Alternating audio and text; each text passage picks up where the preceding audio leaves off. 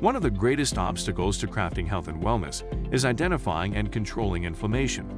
It's at the core of all complex and chronic diseases, and it's the driving mechanism that underlies the most common symptoms that people like you struggle to overcome. Join us as we explore cutting-edge science and research to give you the information and tools you need to create the quality of life you want and deserve.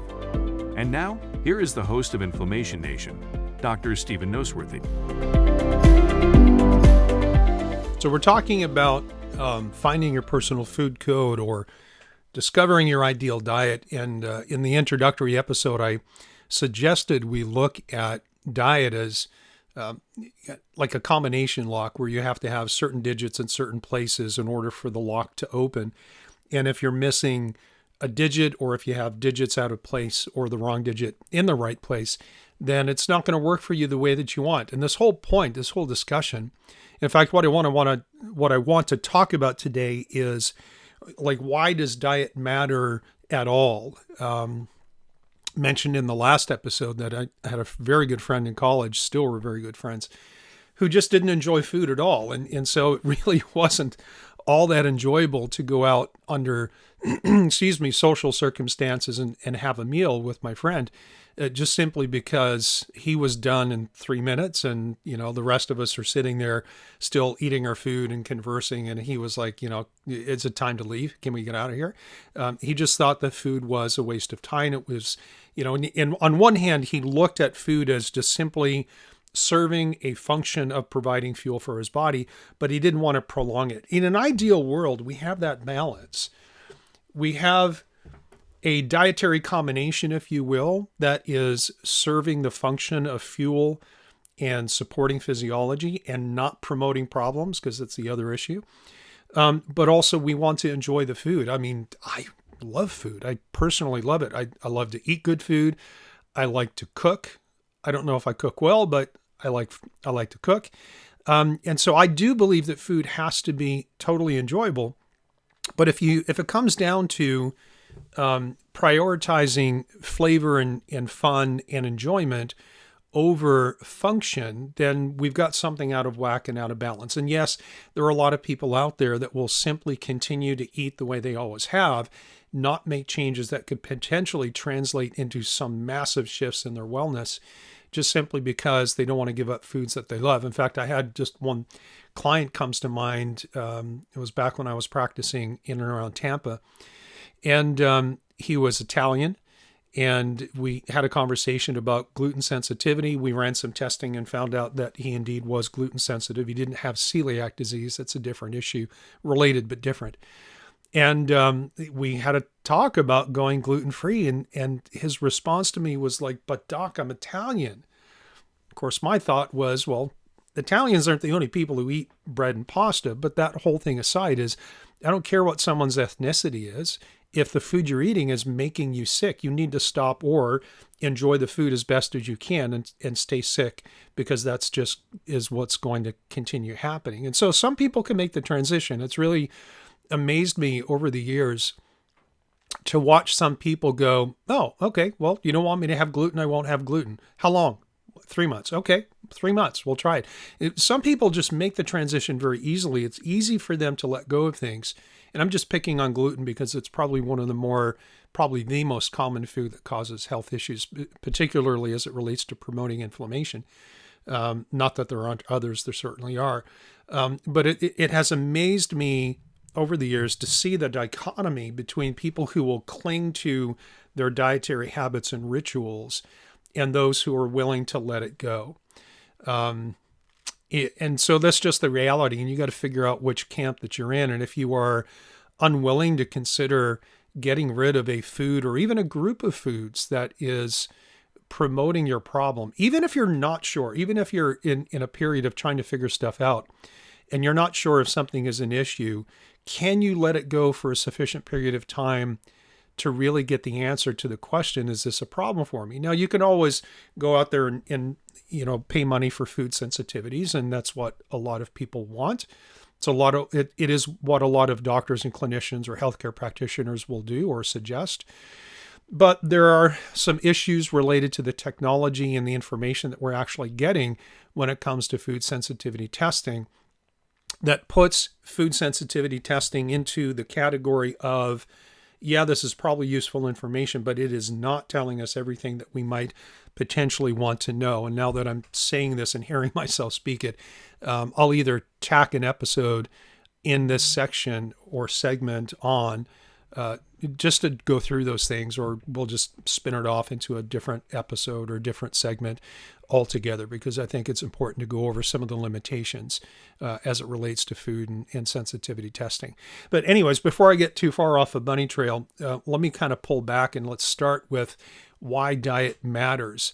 And I'm going to start with just the standard American diet. The acronym is SAD. It's a SAD diet. Why is it SAD? Is because it tends to promote inflammation, and it tends to lack nutrient density, and it is characteristically high in sugar, processed foods, wheat, dairy, corn, and soy. And those are certainly the most commonly researched foods in terms of immunological potential, meaning the rate at which North Americans or people in industrialized countries are having some kind of immune reaction to things like wheat, dairy, corn, and soy.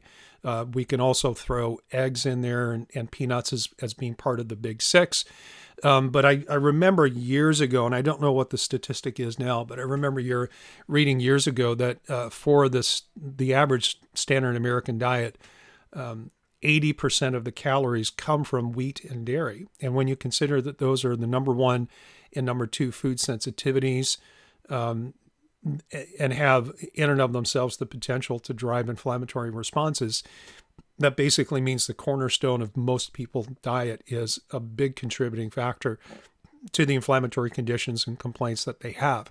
And so why does diet matter? Number one is because chances are, if you're eating a standard American diet, it's making you sick. And if you're not eating a full-fledged standard American diet, then it's some version of being pro-inflammatory, lacking nutrient density, and then being high in things that tend to, in and of themselves, promote inflammatory responses and contribute to things like gut health and food sensitivities. And so diet's a big deal. The other part of this is that when you look at an ultimate goal of being able to control your inflammatory load, which then translates into better immunological control. Well, let's kind of deconstruct this. Like, why even talk about diet?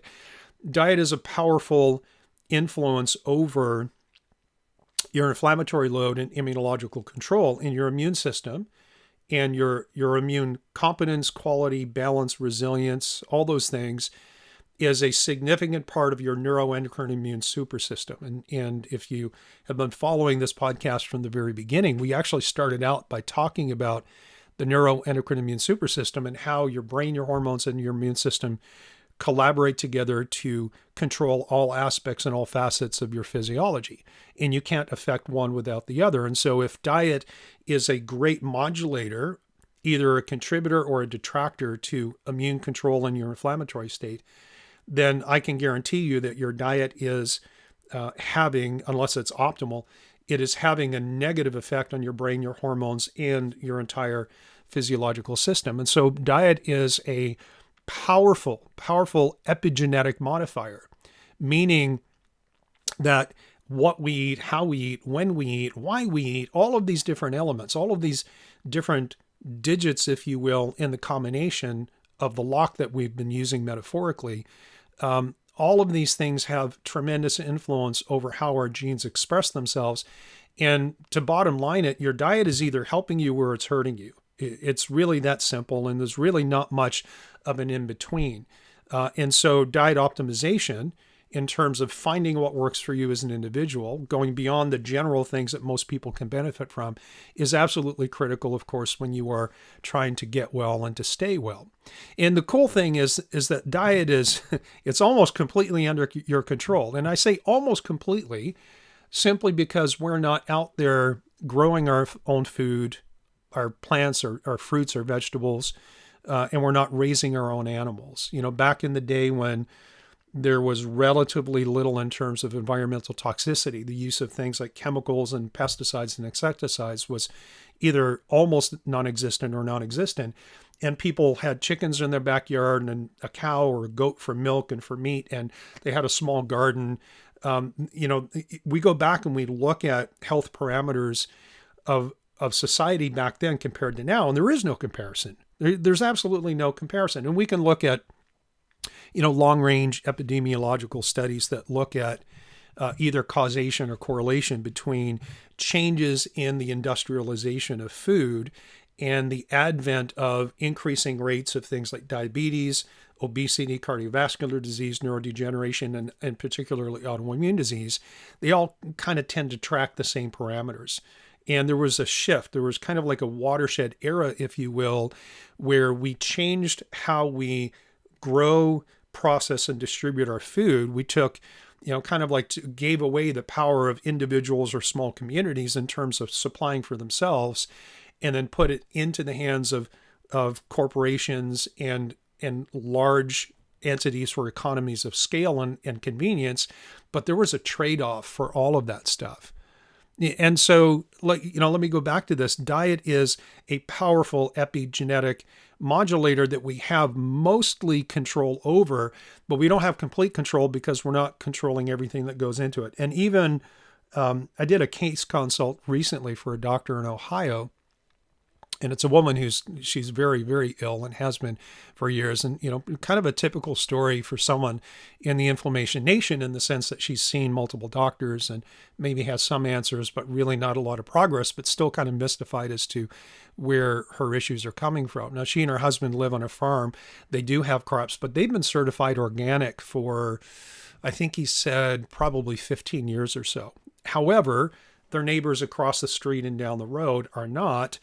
And so one of the things that we discovered in doing our case workup for this woman and for the doctor who's really her primary care, and I'm just acting as the case consultant, we found that she had a very specific immunotype where the balance of her immune system was totally dysregulated.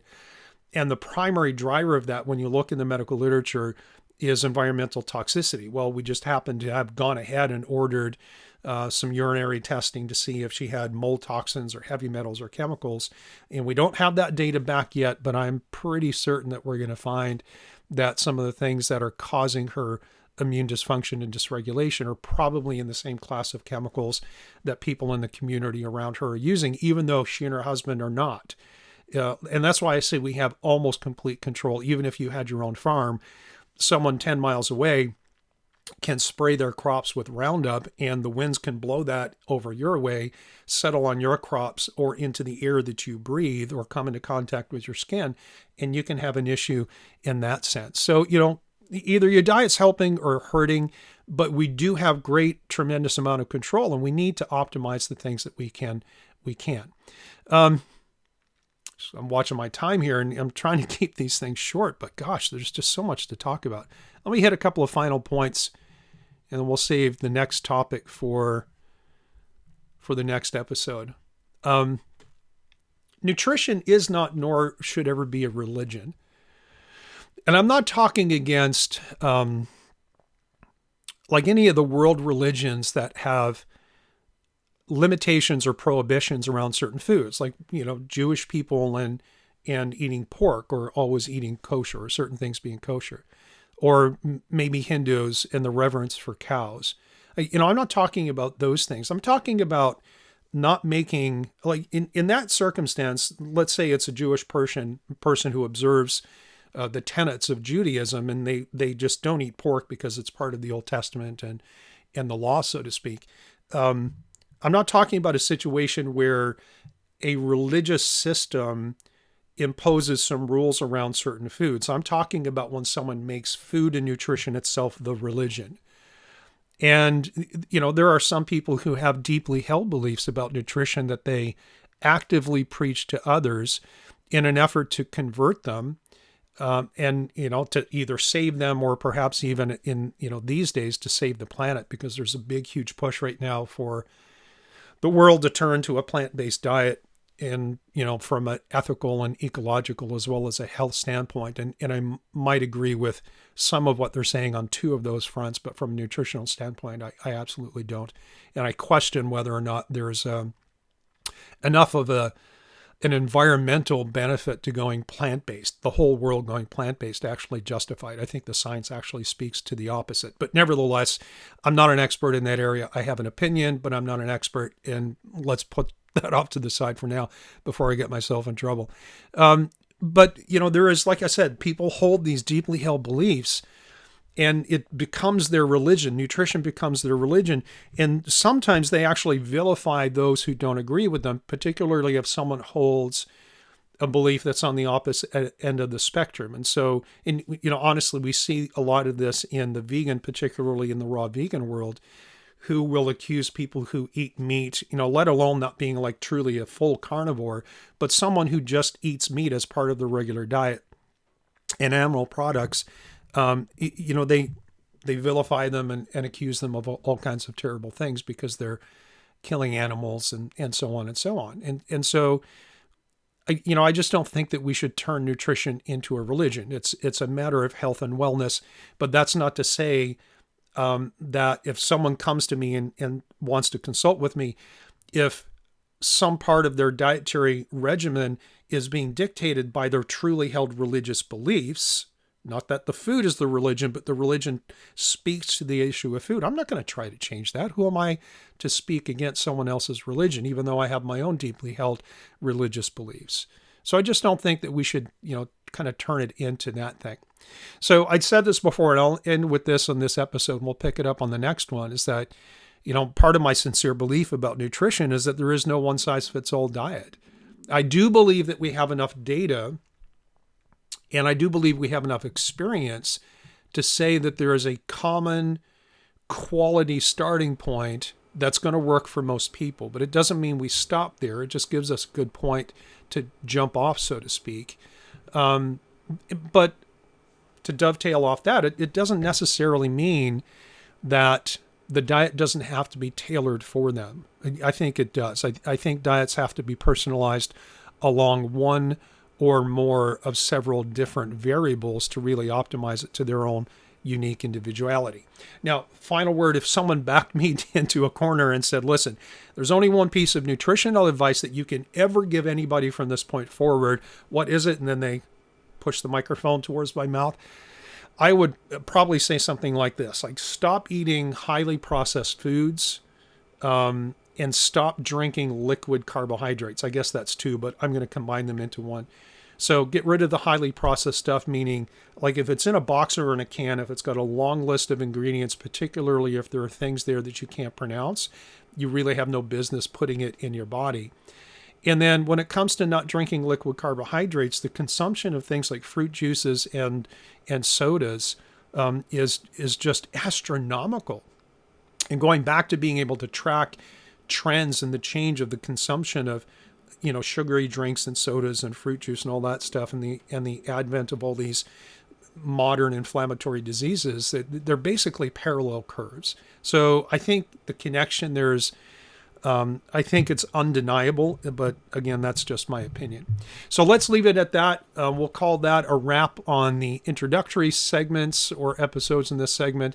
And so next time, on the next episode, we're going to start talking about what are the digits, the combination. The very first one is quantity. How much do you eat? Let's get that dialed in before we talk about anything else next time on the Inflammation Nation. Thank you so much for listening to the Inflammation Nation. If you found this episode valuable, please rate, review, and subscribe to our podcast. Be the first to know when a new episode drops so that you can stay on top of your game. It also helps others like you find the answers they need. And why not head over to my main website, drnoseworthy.com, that's drnoseworthy.com, to explore my personalized functional medicine coaching programs, submit a question to the podcast, maybe take a quiz, or even reach out to me using the contact form that you can find there. We'll see you next time.